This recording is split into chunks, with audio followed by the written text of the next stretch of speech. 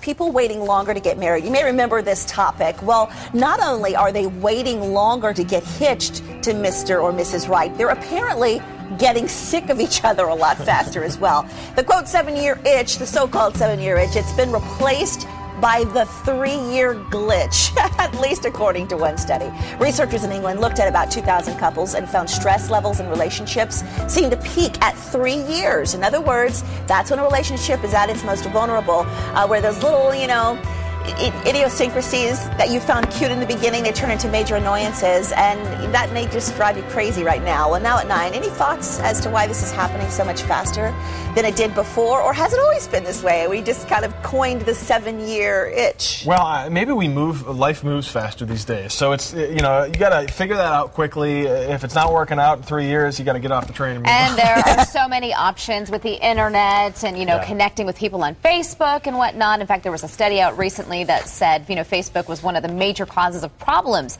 in relationships. I want to read you something that Thomas Emmons wrote on Facebook.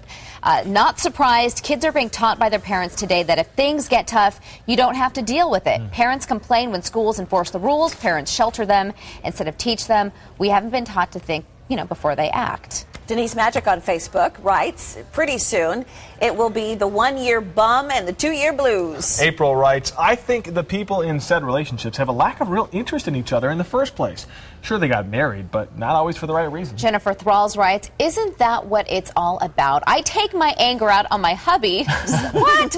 So I can be nice to everyone else. Apparently, people are just figuring that out sooner. That is so true sometimes, though. Because it's easier to vent to the person you know best. And sometimes it ends up coming off as you get all your frustrations out, and then you're nice to everyone else. Well, there's a difference between venting and taking out on. Well, Becky Broadford says on Facebook, and you wonder why men are not so quick to get married.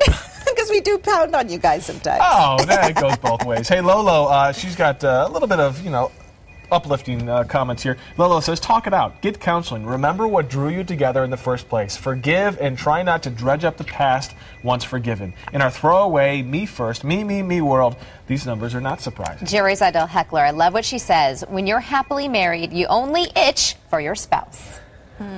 So lots of comments coming in. Again, we're going to keep track of those. In the meantime, I'm going to head over to abc15.com where Katrina is